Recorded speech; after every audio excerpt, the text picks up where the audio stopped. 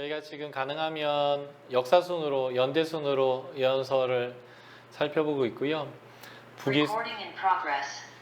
북이스라엘은 멸망하고요. 이제는 남쪽 유다를 향해서 하나님이 예언자를 보내서 그들을 돌이키라고 하는데요. 이사야입니다. 이사야는 그 이름 뜻이 여호와는 구원이시다 이런 뜻인데요. 그 이름 끝 그대로 그가 전했던 메시지도 오직 여호와만이 구원임을 보여주고요. 이사야도 심판에 대해서 얘기하지만 이렇게 나무에서 새로운 싹이 올라오듯이 하나님이 새로운 소망으로서 하나님의 회복을 말씀하시는 예언서입니다. 그래서 이사야는 입술이 부정한 백성 가운데 거하면서 내가 하나님을 만났다라고 탄식할 때 하나님이 그의 입술을 불로 지지셨는데요. 이 이사야가 당하는 고난, 이 고난이 이스라엘 백성의 심판을 의미하는데요. 고난, 다시 말해서 죄를 정결케 하는 부정한 입술에 불로, 화저로 그 지진 이후에 하나님 뭐라고 하냐면 누가 나를 위해 갈꼬라고 하나님께 묻습니다. 거기 아무도 없어요. 이사야밖에 없는데 누가 나를 위해 갈꼬라고 얘기합니다. 제 상상력은 이렇죠. 이렇게 입술을 한번 지진 그 불 화저가 좀 약해졌으니까 다시 숯불에 지지가면서 후 해서 불길을 살면서 숯불을 달구면서 이사야를 째려보면서 얘기하는 거지. 누가 나를 위해서 갈 거냐. 빨리 안 말하면 더 지지겠다. 뭐 이런 뉘앙스예요. 그러니까 이사야가 제가 가겠습니다. 소명이잖아요. 이 소명이 이스라엘의 회복을 뜻하는 거예요. 요나가 메시지를 통해서 하나님의 나라의 그 여로보암이 우시아칠 때 회복됐을 때 열국을 향한 소명을 받았듯이 이 고난 이후에 소명을 받는 것은 이스라엘 심판 후에 하나님의 구원을 보시는 거죠. 그래서 나무가 쌍뚱 잘려 나갔지만 거기에서 새싹이 올라오고 이것이 또 새로운 큰 나무가 되어지도록 하는 그러한 하나님의 이야기인데 하나님만이 구원이다라는 메시지입니다. 이사야서의 원독자는 이사야서 1장 1절에서 말한 것처럼 우시아와 요담과 아하스와 히스기야의 시대 때에 선포된 메시지입니다. 그래서 우시아, 요담, 아하스, 히스기야 때의 사람들이 한 40여 년 동안의 예언을 들은 청중이 되고요. 이 이후에 므낫세 시대, 이때에 하나님의 멸망을 경험해 가고 있는 사람들이 이 이사야의 원독자라고 저는 판단하고 있습니다. 므낫세 통치의 시대를 사는 사람들인데요. 열왕기하 21장, 22장이 보면 이 므낫세 시대의 가장 중요한 의미는 므낫세는 남유다 19명의 왕 중에 가장 악했고요. 이때에 하나님은 남유다도 다윗을 봐서 여태까지 참았지만 이제는 엎어버리겠다라고 하는 결정이 나온 시대가 바로 이 므낫세 통치 시기입니다. 이때 하나님이 이제 멸망시켜가는 이 이스라엘 남유다를 통해서 하나님의 심판의 이유를 1장부터 39장, 그래서 누구는 이것을 구약이라고 얘기하더라고요. 그리고 하나님이 그 이후에 회복에 대해서 얘기하는데 이게 40장부터 66장인데 이게 재밌게도 27장이에요. 이게 39장이고요. 그래서 구약과 신약이라고 설명하는데 그거는 뭐 맞는 말은 아니겠지만 재밌는 거죠. 하나님의 심판에 대해서 그러나 하나님 회복할 거다. 그래서 지금 이 심판이 결정되어 있는 므낫세 시대 때에 하나님은 심판 이후에 하나님이 어떤 일을 할 것인지까지도 설명하면서 하나님의 나라의 재창조를 보여주고 있는 메시지입니다. 이 당시 이사야를 통해서 40여 년 동안 메시지를 들었던 원독자들을 어떻게 묘사하고 있냐면요.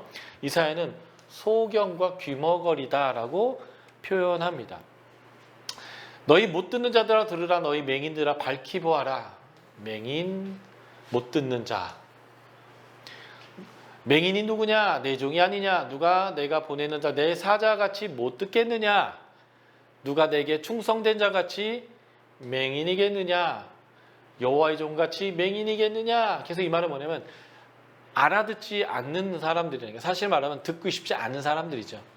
듣기 싫어하고 하나님의 뜻을 보여줘도 보기 싫어하는 자들에게 예언자를 보내는 거예요. 이게 이제 하나님의 마음이다라고 보시면 좋겠고요. 이사야서는 크게 세 개로 디비전을 나눌 수 있는데 그 정중앙에 36에서 39장이 나오는데 이때가 바로 원독자들에게 최근에 일어난 사건이에요. 이게 바로 히스기야 시대 때에 하나님에게 도움을 얻어서 구원 얻었던 대표적인 게 701년에 하나님이 아수르부터 구원했던 이 사건인데요. 바로 이 자들에게 예언자가 예언을 선포하고 있는 거예요. 예언자의 현재이죠. 그리고 원독자들은 이 사건 이후의 시대에 므낫세 시대 사람들이게 되는 건데요. 그래서 이 이전의 39장까지가 하나님의 심판, 여기 이후에 40도 66장이 하나님의 구원을 의미하면서 지금은 심판받을 수밖에 없지만 입술이 지짐을 당할 수밖에 없지만 하나님이 너희를 새롭게 회복할 거다. 그 새롭게 회복이 바로 예수 그리스도를 통해서 이루어질 거다는 겁니다. 이사야서의 가장 중요한 메시지는요. 하나님만 의뢰할 만한 분이라는 거예요. 왜 그러냐면 제가 좀 이따가 이 앞부분에 7장에 나오는 아하스 왕과 이 부분에 나오는 히스기야 왕을 비교할 건데요. 하나님을 의뢰하지 않은 왕과 하나님을 의뢰한 왕의 그 결과가 너무 달라요. 그래서 지금 이스라엘 백성은 열국을 의뢰합니다. 하나님을 대체하려고 하는 거죠. 그래서 아니다. 하나님만이 너희의 의뢰자다라는 것들을 보여주는 메시지가 이사야입니다. 이사야는요. 왕족이거나 귀족이에요. 그렇기 때문에 정치, 특별히 외교죠. 외교를 중심으로 너희가 누구와 함께 친하게 지내야 잘 살 수 있는가를 설명하는 거예요. 신분이 그래서 그런 것 같아요. 아모스는 목동이다 보니까 사자를 묘사해내잖아요. 나중에 예레미야나 예스겔 같은 사람들은 성전이라는 주제를 중심으로 예언 선포를 하는데 그들은 제사장들입니다. 어쨌든 하나님만이 구원자다, 구원의 우물이다. 그래서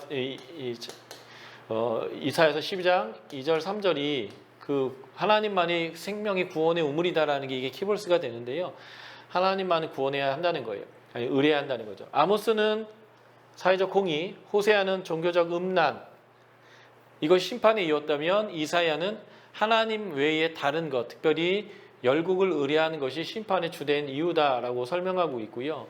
그래서 7장의 아하스와 36장, 37장의 히스기야 이 두 왕의 대조적인 모습을 통해서 메시지를 전하는데 자, 한번 보시면 남유다의 아하스는 하늘색이죠. 히스기야는 보라색이에요. 그래서 이 므낫세가 악한왕 1번, 아하스가 남유다의 악한왕 넘버 2거든요. 그래서 지금 이 아하스의 하나님을 의뢰하지 않고 아스를 의뢰한 결과와 히스기야가 하나님을 의뢰한 결과의 차이를 통해서 이 므낫세, 아스를 의뢰하고 있는 이 므낫세 시대 때에 너희가 어떻게 해야 되는지에 대한 교훈을 주고 있는 책이다라고 이사야서를 여러분들이 보시면 되겠고요. 자, 그래서 7장에 보면 여기가 이제 아하스고요. 30장, 31장이 히스기야인데 둘 다 위급의 상황이에요.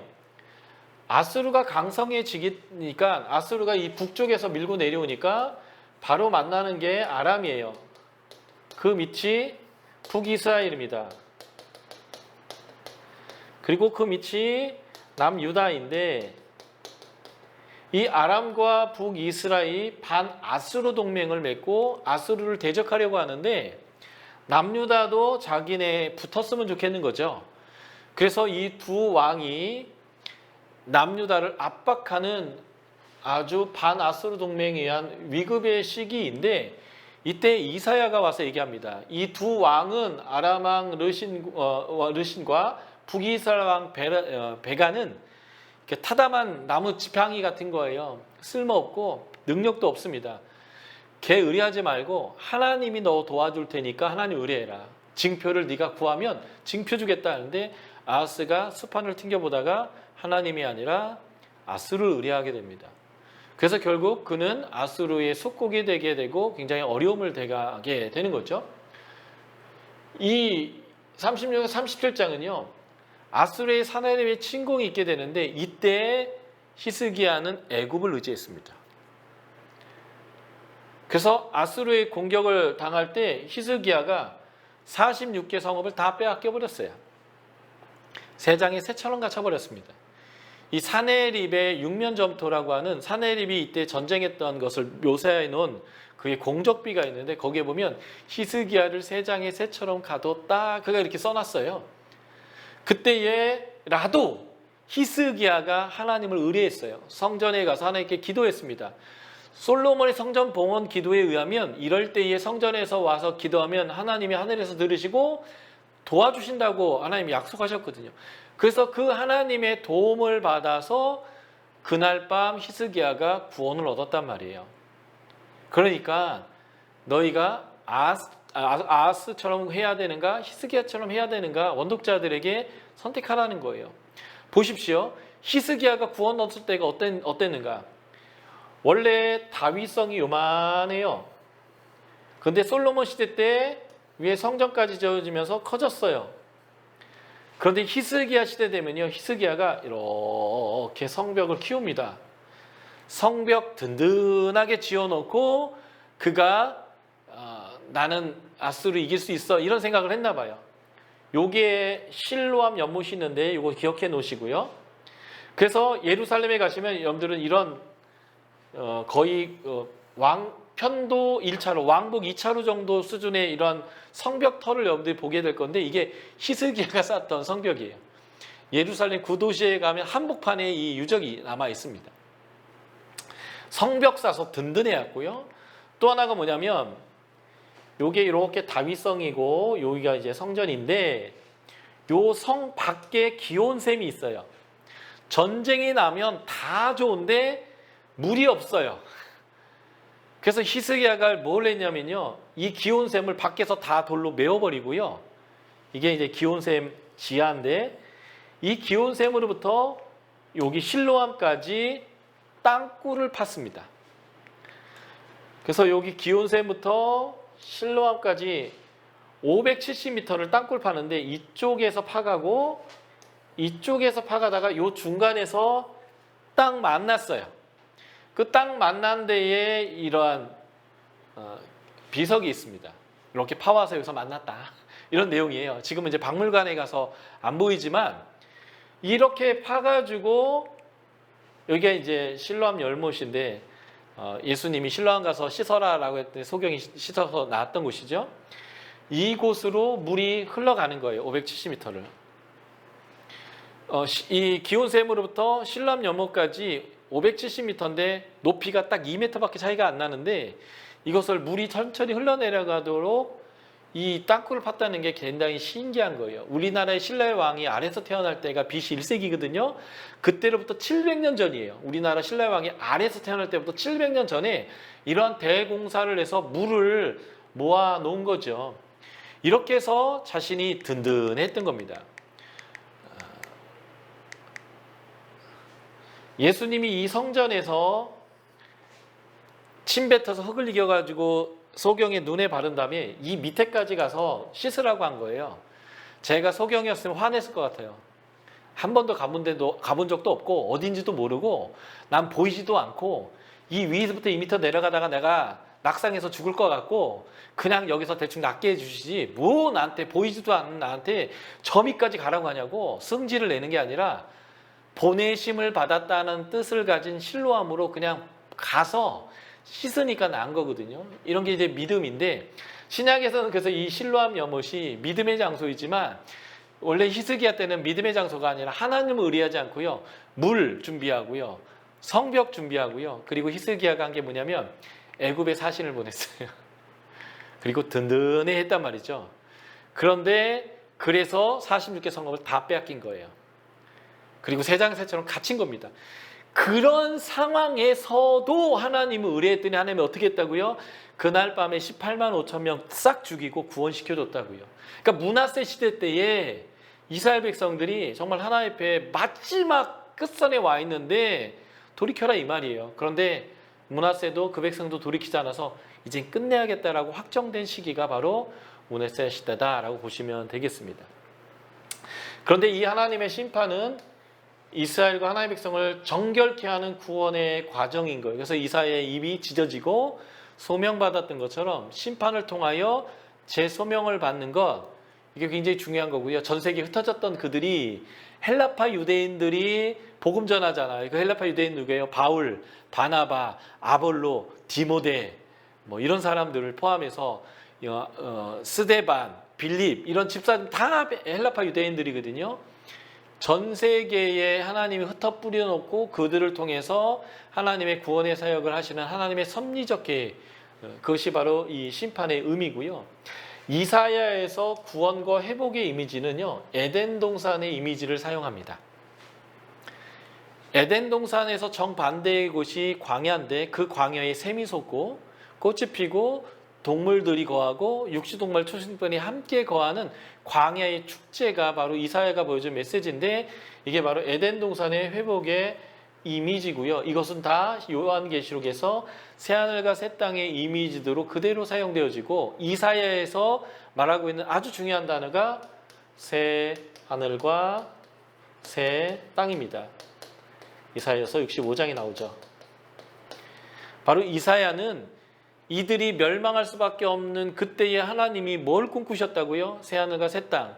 이전 것은 기억할 것이 필요가 없는 완전히 새로운 창조. 그것이 바로 에덴 동산과 같은 하나님의 임재의 회복이 될 것이다 라고 하는 메시지를 전했고요. 이사야에서 나오는 심판의 이미지들이 있는데 그 심판의 이미지는 요한계시록에 나오는 종말적 이미지로 사용되어집니다. 여기에 대한 아주 자세한 데이터는 제가 쓴 연대기로 보는 구약성서 그 안에 다 들어있거든요. 데이터들이 한번 꼼꼼히 확인해 보시면 좋을 것 같고요. 그때의 예수 그리스도의 초림주로서 고난받는 메시아, 특별히 49에서 53장 사이인데 특별히 53장이 도수장에 끌려가는 어린 양처럼 소리도 내지 않고 죽음을 맞이했던 예수 그리스도의 그 고난, 그의 찔림은 우리의 상함을 인하여, 그가 상함은 우리의 죄악 때문이다라고 하는 이제 이런 메시지를 야훼의 노래, 고난받는 종, 이게 초림주죠. 우리를 위하여 죽으시는 초림주의 메시지들이 이사야서에 가득하고요. 그분이 와서 통치하는 땅은 바로 에덴 동산이에요. 그래서 육식동물 초승들이 함께 거하는 이사야서 11장의 이런 이미지들이라는 것을 보게 되고요. 이 메시아의 사역의 방향은요, 모든 이방인들이 이제는 하나님을 예배하게 될 거예요. 그래서 고자도 하나님을 예배할 거고요, 이방인도 하나님을 예배할 거예요. 그래서 사도행전에 빌립이 전도한 사람이 있는데 고자이면서 이방인 에디오피아 내시를 전도하게 됩니다. 그에게 세례를 주고 그가 예수를 영접하게 되는데 바로 이게 예수 그리스도의 메시아적 사역의 방향이에요. 저희가 호세아, 아모스 지금 다 보았지만 하나님은 온 인류를 구원하고자 하는 구속사를 이스라엘이라고 하는 민족을 먼저 선택해서 모든 민족이 구원받게 하는 이 흐름으로 가고 있는데, 이들이 불순종해도 이들을 심판해서라도 이 방향의 구속사를 포기하지 않는 하나님의 메시지가 이 예언서를 통해서 계속 보여줍니다. 이 이사야와 동시대의 예언자가 바로 미가입니다. 미가의 핵심 메시지는요, 정의를 행하고 인자를 사랑하고 하나님과 동행, 행하는 삶, 함께 걷는 삶을 요청하는데요. 한마디로 뭐라면 이웃사랑을 하지 않는 이 남유다의 백성들에 대해서 책망하는 것입니다. 미가의 시대적 배경은 이사야와 겹쳐요. 요담과 아하스와 히스기야 시대 사람들이고요. 청중이 이들일 거고요. 이 시대 요담과 히스기야까지의 시절이 그의 선포 기간인데, 아마도 이 이후의 사람들이 원독자일 가능성이 아주 높아 보입니다. 그의 예언 사역은 북이스라엘 멸망 722년 전부터 시작됐기 때문에 북이스라엘에 대한 언급들도 등장합니다. 미가에 의해서 책망받는 당시의 사회상은 아하스 왕 때의 모습을 반영하는 것 같습니다. 자, 보십시오.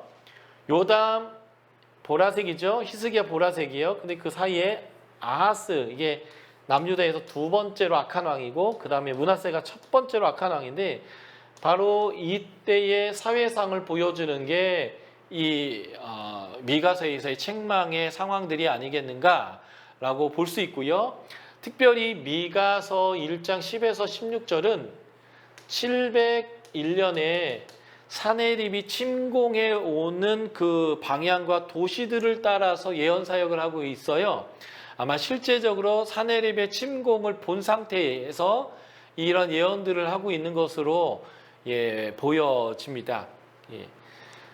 그래서 아모스와 호세아가 예언하던 시대의 배경과 거의 일치하는데, 하나님의 은혜죠.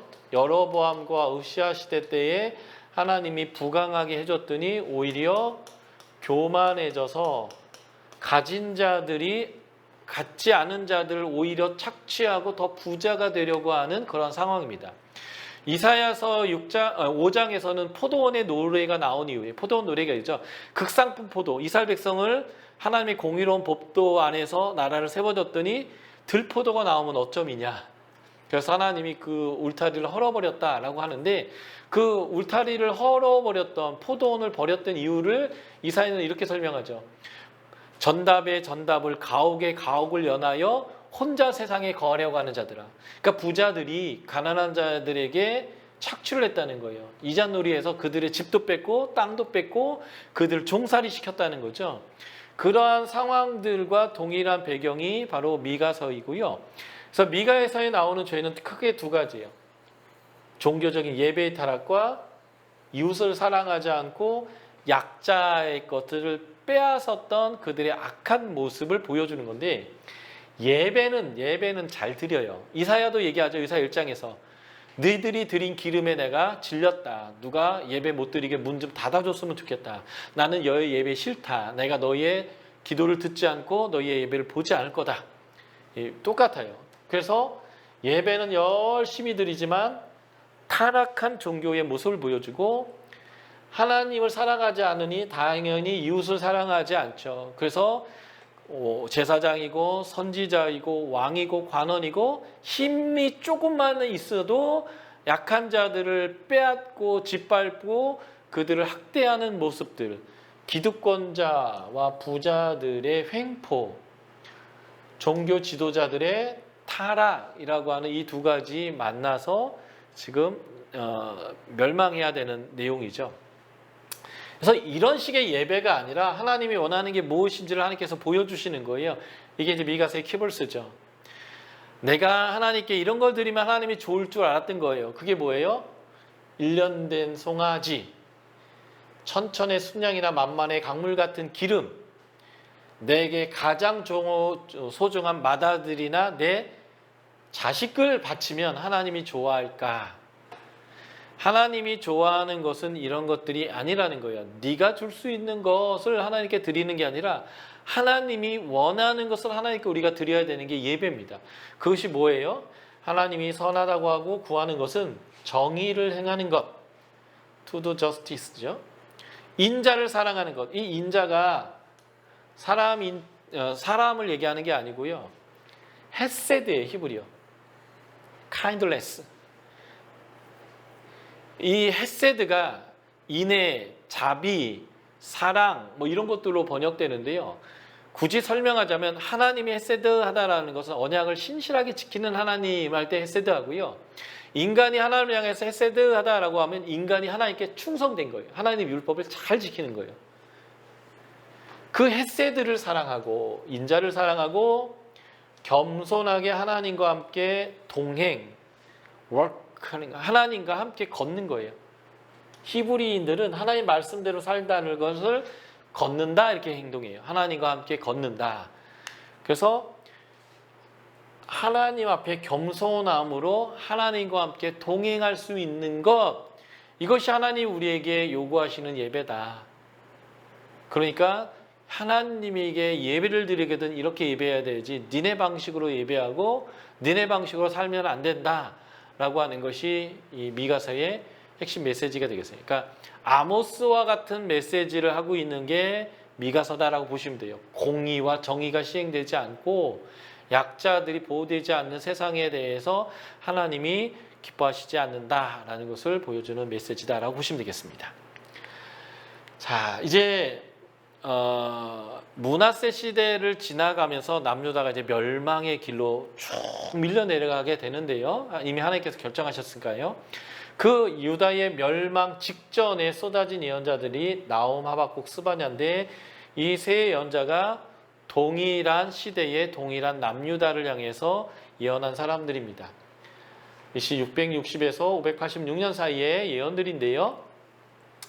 자, 열왕기하 21장부터 25장이 이 시대의 배경이 되는데 이때에 나오는 6명의 왕 중에 우리가 주목해야 되는 왕이 므낫세와 요시야 왕입니다.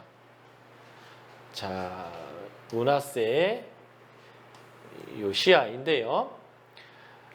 자, 므낫세는 남유다에서 가장 악한 왕입니다. 일단 하지 말아야 할 짓은 다 했어요. 하지 말라는 짓은 다 했고요. 아주 창조적으로 그렇게 하나님 앞에서 죄를 졌습니다. 그래서 하나님이 유다도 더 이상 긍휼을 베풀지 않고 멸망시키기로 확정시킨 왕이 바로 이 므낫세 왕이 되겠습니다. 그런데 므낫세의 아들이 아문인데 그 아문이 아주 짧게 통치했고 그 아문 다음에 나온 왕이 요시야 왕인데요. 이 요시야 왕은 남유다 19명의 왕 중에 가장 선한 왕입니다. 그의 열왕기의 평가는 유다 열왕 중에 가장 율법을 잘 지킨 왕입니다. 아이러니하게 나라가 멸망받기로 결정된 사항에 가장 충성된 왕이 나왔습니다. 그 의미가 무엇인가 이게 굉장히 궁금한 거죠. 하나님은 하나님의 나라를 재창조할 때 늘 사람, 순종의 사람과 함께 하나님의 나라를 창조하는 일을 시행해 오셨습니다. 그것을 우리가 잘 볼 수 있는 게 처음에 하나님이 재창조할 때 노아와 언약을 맺고 하나님 나라를 재창조했고요. 그 다음에 하나님 나라를 재창조할 때 아브라함을 하나님께서 부르셨고요. 그리고 하나님이 모세를 부르셨고 여호수아를 통해서 하나님 나라를 재창조하는 데 일을 하셨고요. 그 이후에 하나님은 다윗과 솔로몬이라고 하는 하나님을 경외하는 사람들을 통해서 하나님 나라의 회복의 역사를 썼어요.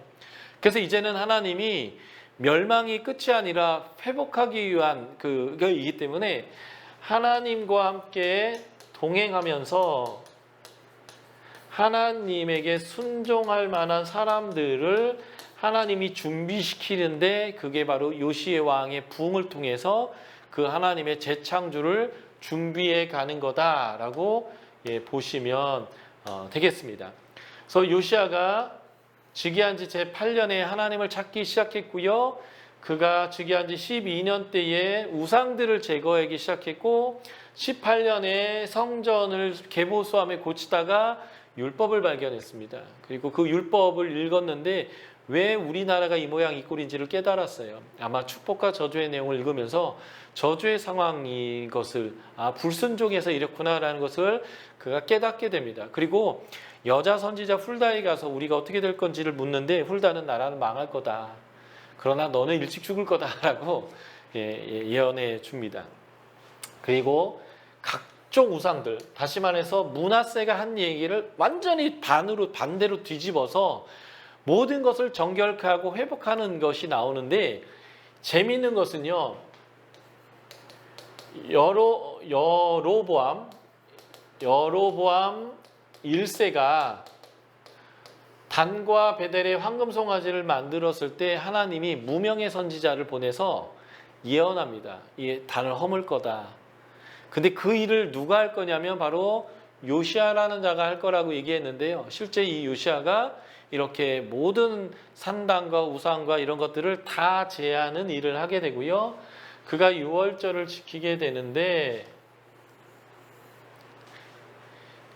온전하게 지켜서 모세의 율법이 명하는 모든 의식이 적합하게 이루어졌을 뿐만 아니라 북이스라엘, 이미 멸망한 북이스라엘까지도 이 유월절에 참여하게 됩니다.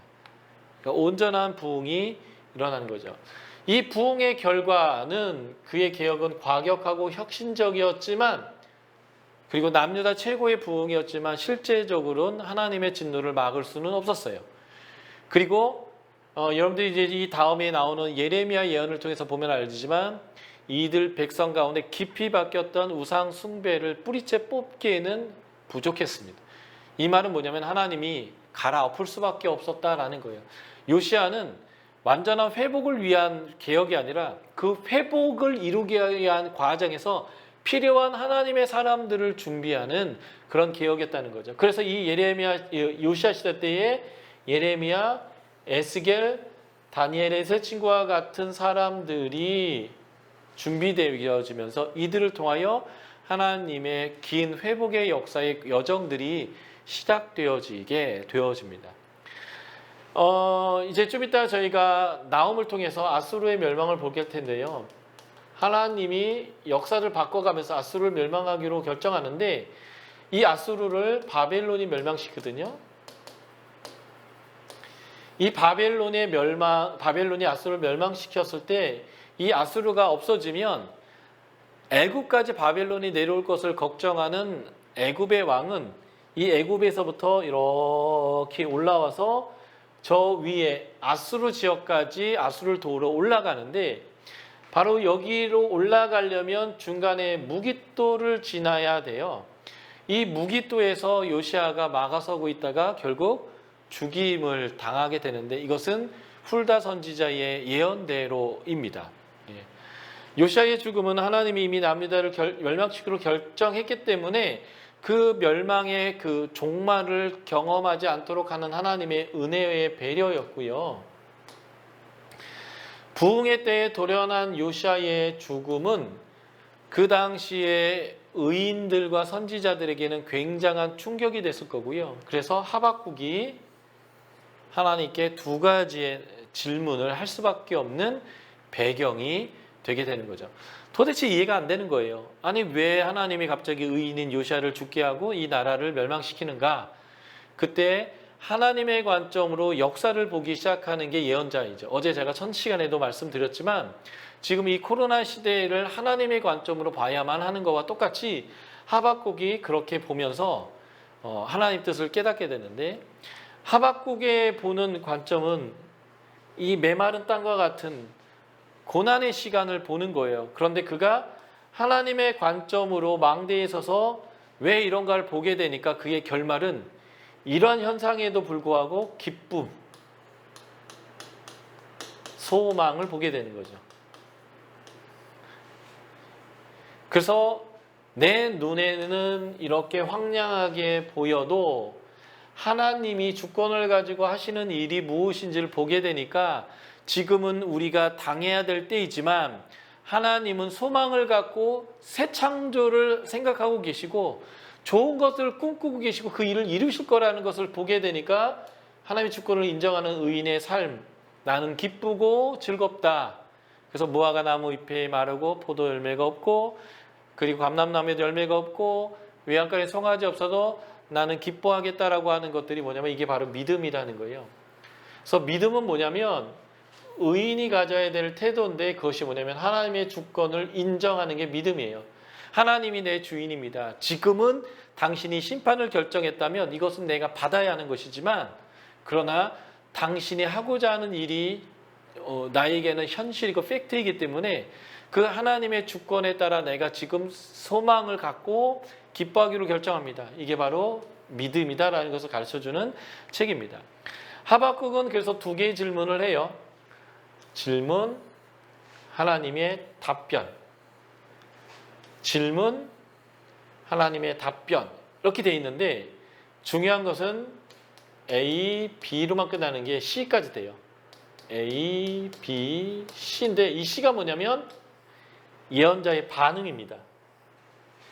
3장이 예언자의 반응이고요.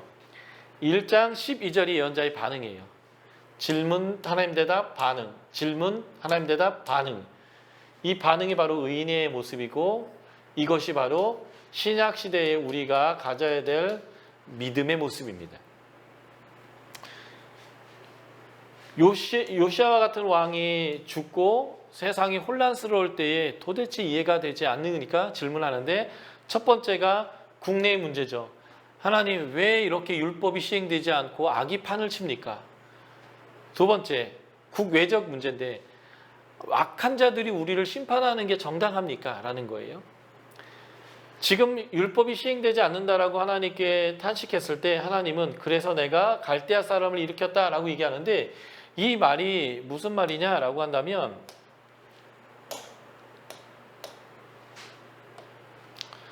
너희가 불순종하고 있어. 그래서 내가 너희를 심판하는 거야. 이게 바로 그 심판한다는 뜻이거든요. 그러니까 내가 언약을 안 지키는 게 아니라 언약대로 지금 내가 심판할 거야 라고 얘기하는 거죠. 그랬더니 아, 그렇군요 라고 얘기하는 거예요. 아모스서 1장 12절을 한번 우리가 볼까요? 아니, 하박국서 1장 12절을 보시면 대답을 이렇게 합니다. 선지자가 이르되 여호와 나의 하나님 나의 거룩한 이시여, 주께서는 만세전부터 계시지 아니하니까 우리가 사망에 이르지 아니하리라.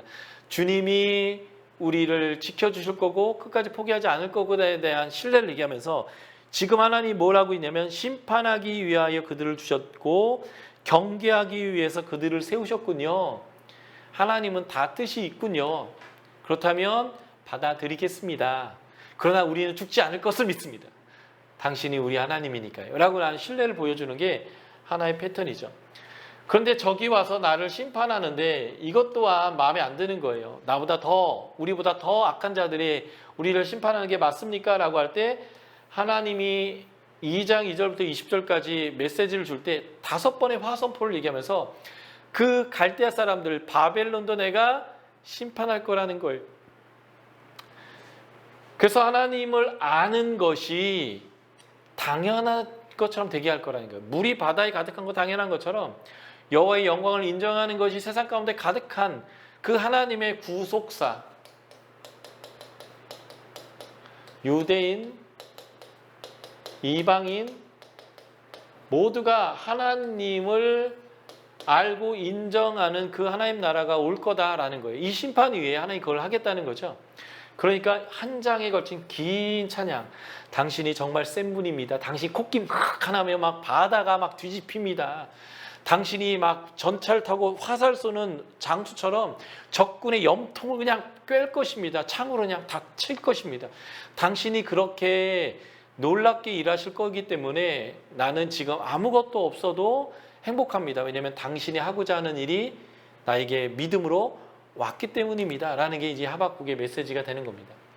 하박국의 배경은 므낫세 이후에 남유다의 몰락의 시기에 아수르가 바벨론에서 멸망해가는 이 시기에 요시아가 죽게 되면서 국내가 아주 이제 혼란스럽게 되어지고 종교적으로도 이제는 율법을 지키지 않는 이러한 모습들이 횡행해질 때에 하나님 앞에 탄식하는 이러한 이제 상황이 이 하박국서의 아주 중요한 배경이 되겠다라는 거죠. 요시아 이후에 아주 혼란한 시대입니다. 여기서 하나님의 사람은 어떤 사람이 되어야 하는가, 믿음의 사람이 누구인가를 여기서 이제 우리가 배울 수 있는데요. 1장 3절 4절 봤더니 하나님의 기준으로 세상을 바라보는 사람이에요. 율법의 기준으로 봤더니 율법이 시행되지 않고 있는 하나님의 나라답지 않은 이 모습을 보면서 탄식하는 거죠. 우리가 세상을 볼 때에 하나님의 기준으로 세상을 바라볼 수 있어야 됩니다. 다시 말해서 말씀이 우리의 삶의 기준이 되어서 말씀으로 세상을 바라봐야 한다는 거예요. 두 번째, 2절에 보면 세상의 모습이 한탄스러울 때 특히 이제 우리가 이제 8시, 9시에 뉴스 보다 보면 입에서 자꾸 욕 나오잖아요. 어떻게 동생이 누나를 죽여서 시체를 유기하지를 않나. 엄마가 애를 죽여가지고 잡아봤더니 할머니 애고 또 그 할머니는 애 안 낳았다고 좀 우기고 있고 13년 막 이렇게 받고 막 이런 모습들부터 이제 뭐 백신 공급부터 뭐 그냥 정당끼리 싸우는 얘기 막 이런 거 보면 우리 입에서 맨날 욕밖에 나올 수 없는 이 시대를 바라볼 때 하나님께 부르짖고 답은 하나님에게 있다. 문재인 대통령님에게 이준석의 뭐 그 국민의당 대표에게 누구에게도 답이 없어요. 예. 그럴 때 하나님에게 답이 있다라고 하나님께 부르짖는 사람, 예. 이런 사람들이 하나님의 관점을 가질 수 있는 거죠. 예. 그래서 하나님에게 응답받는 사람, 예. 하나님이 응답해 주잖아요. 부르짖으면. 그러면 이해되기 시작하는 거예요. 하나님의 관점을 장착하기 시작하는 거죠. 그래야 탄식이 기쁨으로 바뀌는 거예요. 지금 환경은 바뀐 게 없거든요.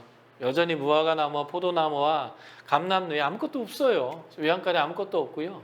그런데 탄식이 기쁨으로 바뀔 수 있는 것은요, 하나님을 만나고 하나님의 관점을 볼 때입니다.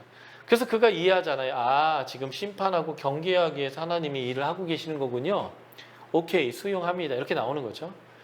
그리고 어떤 상황에서도 하나님을 신뢰하는 사람이에요. 우리가 사망에 이르지 않을 겁니다. 하나님 우리의 반석입니다. 이렇게 고백하잖아요. 상황이 아무리 어려워도 하나님께 부르짖고 하나님을 신뢰하는 사람이죠. 그리고 그가 파수하는 곳 성루에 섭니다. 도대체 하나님 뜻이 무엇인가를 바라보는 거예요. 그래서 세상을 위해서 기도하고 하나님의 응답을 기다리는 자입니다. 그래서 지금이 그 어느 때보다 하나님의 관점으로 세상을 향하여 기도해야 합니다.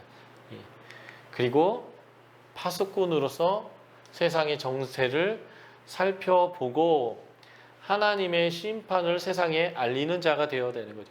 지금 이 시대가 하나님의 관점으로서 어떤 시대이고 우리가 어떻게 반응해야 되는지에 대해서 사람들에게 말해 주어야 하는 것, 이게 하나님의 사람의 중요한 반응이 되겠다라고 하는 것입니다. 그래서 이 하박국 2장 4절에 오직 의인은 믿음으로 말미암아 산다라고 하는 의미는요, 주권 인정이에요. 주권 인정. 하나님, 내가 이거 원했잖아요. 이거 왜 안 해주세요? 이렇게 나오는 게 아니라, 아, 지금 하나님이 뭘 하고 계시고 그 과정 안에 지금 이 일이 일어나고 있는데 하나님이 이렇게 일을 끝내실 거거든요. 알았습니다. 내가 하나님을 인정해요. 이게 믿음이에요. 믿음. 그래서 신약의 로마서, 갈라디아서, 히브리서에서 이 하박국서 2장 4절을 인용해 오면서 믿음이 뭔지를 다시 한번 보여줘요. 이방인들이요, 유대인들과 기독교인이 싸워요. 이게 로마서의 배경이에요. 왜 싸우는지 아세요? 서로 지가 옳대요. 그런데 사도 바울은 이렇게 얘기해요. 유대인이 이방인이 옳은 게 아니라 하나님의 주인의 뜻을 니들이 받아들이는 게 옳은 거야. 유대인들은 이렇게 얘기하잖아요. 이방인 너까지 것들이 유대인의 말을 왜 안 들어? 유대인들이 할례 하라고 하잖아. 율법 지키라고 하잖아. 날과 절기 지키라고 하잖아. 음식 가려 먹으라고 하지 않아. 왜 말 안 들어? 이렇게 얘기할 때 하나님의 뜻은 유대인이나 이방인이나 다 죄인인데 그들을 믿음으로 말미암아 의롭게 했으니까 행위로 의롭게 된 거 아니다. 유대인들 이거 받아들여. 이방인들이 이렇게 얘기하는 거예요. 야, 유대인들 그렇게 너 하나님 말씀 잘 들어가지고 나라 망해가지고 이렇게 전 세계 쫓아다니면서 끌려다니면서 고생하냐? 집도 절도 없이 나라도 없이 어디서 잘난 척하냐? 불쌍한 것도 우리가 걷어줬더니 이렇게 잘난 척하네? 이렇게 하는 것도, 야, 하나님이 유대인들을 얼마나 귀하게 여기는데 니들이 유대인들을 무시해? 니들도 죄인이었는데 하나님의 은혜로 구원받은 건데 어디 교만하게 유대인들한테 그렇게, 하나님이 유대인 이방인들을 다 받았어. 그러니까 너희도 하나님 관점으로 서로 유대인과 이방인을 판단하지 말고 너희가 하나님 앞에서 살아. 이게 이제 하나님의 주권을 인정하는 게 뭐냐? 다 죄인이지만 믿음으로 이렇게 됐고 너희는 죄인인데 용납한 죄인이기 때문에 상대방을 향하여 비난하지 말라고 라고 하는 것을 받아들이는 게 의인의 모습이라고 로마서 얘기하는 거죠. 갈라디아에서는 유대인들이 거짓 복음을 전하는데 율법을 행해야만, 할례를 행해야만 하나님 백성이라고 얘기해요. 아니, 하나님의 뜻은 예수 그리스도의 속죄를 믿기만 하면 하나님 백성이 된다는 거야. 이걸 믿는 게 믿음이야 라고 할 때에 오직 의인은 하나님의 주권을 수용하는 거야 라고 얘기하는 거죠. 히브리서에는 유대인들이 박해를 당하니까 예수 그리스도를 버리고 유대교로 슬그머니 돌아가려고 하는 거예요. 아니야, 유대교는 이미 파선한 배야. 예수 그리스도의 구원의 배에 합류해야 돼. 네가 지금 밖에 가운데 있어도 예수 그리스도를 저버리지 않는 게 믿음이야. 이게 하나님의 주권적 뜻이야 라고 하는 이런 메시지들이 신약 안에서 적용되는데요. 이거 다 주권을 수용하는 삶, 주인이 뭘 원하는지를 설명하는 거예요. 그래서 믿음은 하나님의 주권을 인정하는 삶을 사는 거다라는 것을 보여주는 것이 바로 하박국서다라고 보시면 좋겠고요. 지금 우리가 하나님의 주권을 인정할 때 어떤 믿음을 가져야 되는가, 그것들을 우리가 이제 예언서를 통해서 살펴보시면 좋을 것 같아요. 나움, 하박국, 스바냐, 이게 동시대역인 예언인데요. 나움은 아수르를 향한 하나님의 진노와 심판입니다. 그래서 지금 아수르가 멸망하고 바벨론이 세워지는 것은 하나님의 뜻이에요. 이사야서 40장부터 66장은 바로 이 바벨론을 하나님이 멸망시키고 하나님의 구원을 이루겠다라는 것까지 가는 건데, 아수르, 바벨론, 페르시아, 이사야서는 내종 고레스가 이 바벨론을 멸망시키고 예루살렘을 중건할 거다라고 할 때 이 페르시아까지 간 거죠. 헬라 로마까지의 하나님의 주권하에서 나움은 이 아수르를 하나님께서 멸망시키기로 결정했다라는 건데, 불과 물로 하나님이 심판하는 하나님의 주권의 모습을 나오면서 보여줍니다. 한마디로 뭐냐면 하나님의 주권을 이스라엘 백성이 인정하게 하는 거예요. 멸망 시절에. 아까 하박국과 비슷하죠. 나움서는 이 세 가지 장견으로 되어 있는데, 1장은 하나님이 하실 일로서 심판을 선포하고요. 2장은 그 심판을 어떻게 하나님께서 하실지에 대한 심판의 방법을 설명하는데, 하나님이 물로서 심판할 겁니다. 이 아수르는 티그리스라고 하는 큰 강을 끼고 있는 비옥한 도시인데 범람을 통해서 완전히 멸망하게 되고요. 3장은 이 심판의 확증으로서 하나님이 심판하시는 이유가 무엇인지를 설명하는데, 이들의 포악함과 교만함 때문에 심판하게 된다라고 하는 이 세 가지의 메시지를 담고 있습니다. 자, 나움서의 메시지는 BC 666년에서 멸망하는 612년 사이에 선포된 것 같은데요. 나움서 3장에서 아몬 테베이인데요. 이집트의 아주 고대 도시가 철저히 멸망당한 것처럼 그들도 멸망할 거다라고 설명하고 있는데, 이 테베이의 멸망이 이때예요. 그래서 이 멸망 이후의 상황에서 예언하고 있고, 612년 멸망 전에 이 예언이 선포되고 있는 시점이 바로 이때다라고 보시면 좋겠고요.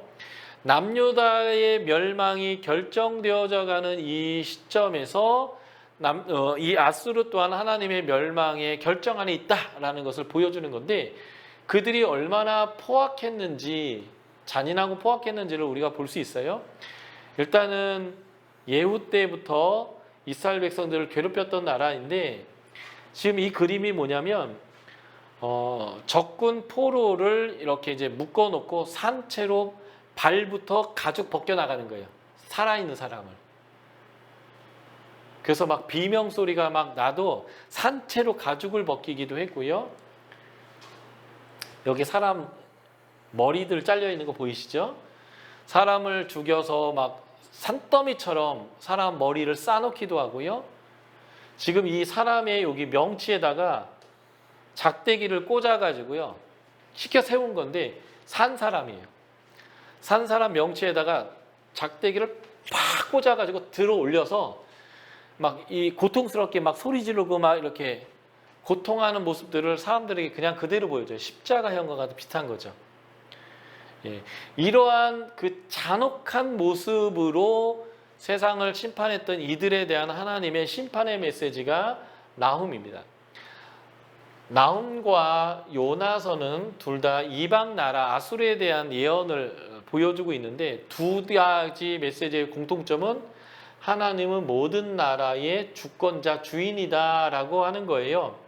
예, 원독자는 분명히 이스라엘 백성이, 유다 또는 이스라엘 백성이거든요.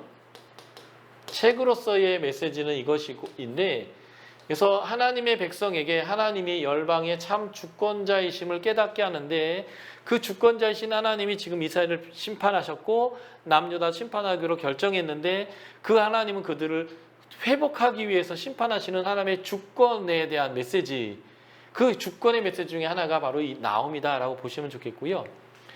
요나서는 760년경, 나홈서는 660년경인데 하나님이 먼저 선교사를 파송하고 그들에게 구원의 기회를 줬지만 그 구원의 기회를 결국 잃어버리면 심판받는 거예요. 하나님이 가나안 정복할 때도 BC 2000년대부터 아브라함, 이삭, 야곱을 선교사로 가나안 땅에 보냈어요. 그런데 이들이 돌아오지 않으니까 1406년부터 정복전쟁을 통해서 진멸한 거거든요. 하나님은 이들을 선교사로 보낸 거예요. 하나님은 먼저 은혜를 베푸시고 하나님을 드러내십니다. 요나는 하나님의 긍휼이고요. 나홈서는 하나님의 심판이에요. 니느웨가 회개하고 순종한 나라로부터, 그래서 물로부터 구원 얻었고 했지만 시간이 지나서 니느웨는 불순종한 나라로서 물로 인한 심판을 당할 수밖에 없습니다. 근데 재밌는 것은 요나는 불순종한 예언자였는데 나홈은 순종한 예언자였다는 거죠. 어쨌든 이 요나서 나홈서는 이방을 향한 메시지면서 하나님의 성품과 하나님의 구속의 역사와 악에 대한 반드시 하나님 심판하시는 하나님의 성품과 이런 것들을 보여주시면서 하나님의 주권을 드러내는 예언서다라고 보시면 좋겠습니다. 요나는 하나님의 사랑과 긍휼, 나홈은 하나님의 공의의 심판이라는 가르침으로써 하나님이 열국의 주인이라는 것들을 보여준다라고 보시면 좋겠습니다. 제가 오늘 스바냐까지만 하고요. 한 40개 정도 시트가 남은 것은 내일 제가 녹화를 해서 보내드릴게요. 시간 될 때 한번 보시면 좋을 것 같아요. 밤늦게까지 여러분들 붙잡아 놓는 것보다는 그게 좀 나을 것 같아서 나홈, 하박국, 스바냐가 동시대 예언이기 때문에 여기까지만 제가 살펴보고 이 이후의 예언들은 제가 내일 녹화를 떠서 보내드리겠습니다. 스바냐는요, 바로 이 남유다의 멸망이 바로 여호와의 날인데요. 이 여호와의 날이 임박했다는 거예요.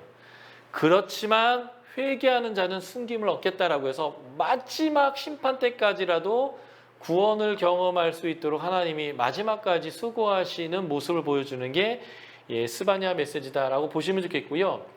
요엘서의 좌의 중간의 메시지가 회개였죠. 마음을 찢어라, 옷을 찢지 말고 하는 것처럼 지금 이 회개의 축구의 2장 1에서 3절의 부분이 이 스바냐서의 핵심 메시지예요. 지금은 하나님이 심판할 수밖에 없어서 심판해요. 왜요? 이들이 언약을 어겼기 때문에 그래요.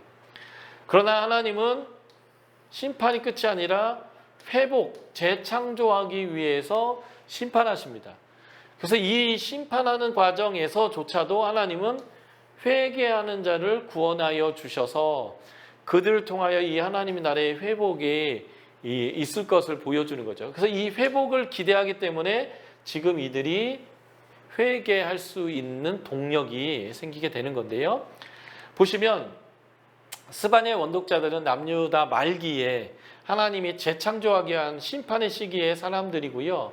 스바냐서는 요시아의 통치 시대에 선포되고 기록된 말씀입니다. 1장 1절 이렇게 돼 있어요. 아까도 제가 요시아의 통치는 완전한 회복이 아니라 회복을 위한 과정에서 하나님과 함께 일할 사람들, 회개하여 하나님께 돌아오는 사람들을 찾아내는 시기였다라고 말씀드렸고요. 므낫세와 아몬 시대의 죄악을 언급하는 죄악상들이 이제 보여지는 거죠. 그래서 스바냐는 회개와 심판의 메시지가 있는데 이것이 요시아의 개혁에 굉장히 중요한 영향을 미치면서 마지막 추수의 일들이 이루어지게 됐을 거고요. 스바냐라는 사람의 이름 뜻은 여호와께서 숨으시다라는 뜻과 여호와께서 숨으셨다라는 뜻인데요. 이게 바로 하나님이 없어지는 것. 하나님 나라의 핵심은 임재잖아요. 그리고 그분이 통치하시는 건데 그분의 임재와 통치가 있어야만 안식이 주어지는데 임재와 통치기 사라졌다면 이게 바로 여호와의 날인 거예요. 스바냐 이름 자체가 여호와의 날을 하나님이 이제 너희에게 얼굴을 숨기셨다 이런 거죠. 므낫세의 악행으로 하나님이 유다를 떠났다라는 의미고요. 하나님은 므낫세의 악행으로 말미암아 더 이상 유다의 긍휼을 베풀지 않겠다 멸망시키기로 결심하셨던 것을 이 스바냐를 통해서 선포하시면서 동시에 심판 중에라도 회개하는 자는 숨김, 즉 구원을 얻을 수 있다라는 이중적 메시지가 나오는데 이게 이 스바냐의 핵심 메시지죠. 스바냐서 2장 3절입니다. 읽어드릴까요? 여호와의 규례를 지키는 세상의 모든 겸손한 자들아, 너희는 여호와를 찾으며 공의와 겸손을 구하라. 너희가 혹시 여호와의 분노의 날에 숨김을 얻으리라. 하나님은 마지막 때라도 이런 메시지를 주는 거죠.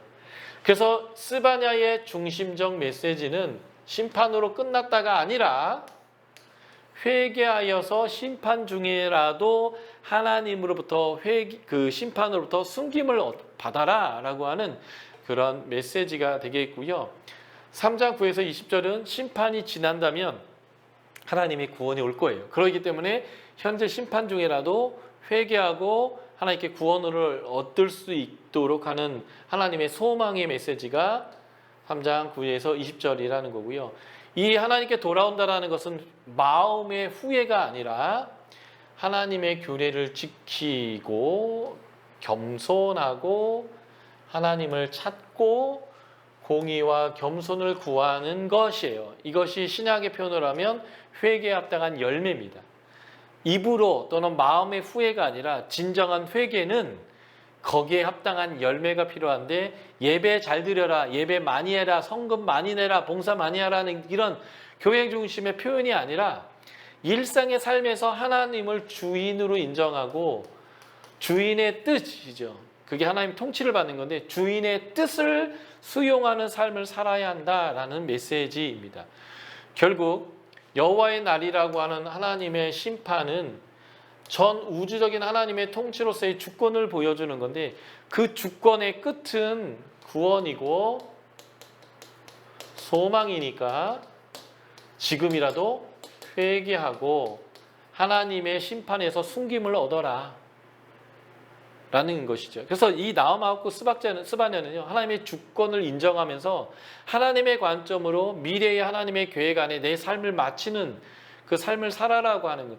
요시아 때의 그러한 삶을 살았던 사람들이 바로 예레미야, 에스겔, 다니엘 친구 같은 사람들이에요. 그런 사람을 통하여 하나님의 구원의 일들이 진행되는 것이죠. 바로 그런 사람들을 얻어내기 위해서 여호와의 날에 회개하라 라고 하는 메시지들이 바로 이 스바냐다라고 보시면 좋겠고요. 이제 예레미야, 에스겔, 오바댜, 다니엘은 내일 제가 녹화해서 여러분들에게 보내드리도록 하겠습니다. 오늘 강의는 제가 기도하고 여기까지 하고 마치겠습니다. 기도할게요. 하나님 감사드립니다. 여기 주님을 사랑하고 주님의 관점으로 세상을 바라보며 세상 가운데 주님의 뜻을 선포하고자 주 앞에 머물러 있고 주 앞에 고개를 숙이고 있고 주의 말씀 앞에 나아가는 주의 백성들이 있습니다. 이들에게 주님의 것을 보여주시고 주님의 방법으로 살 뿐만 아니라 주님의 뜻이 무엇인지 세상에 온전히 드러낼 수 있도록 이들에게 은혜를 더하여 주십시오. 감사합니다. 우리 주 예수 그리스도의 이름으로 기도드렸습니다. 아멘.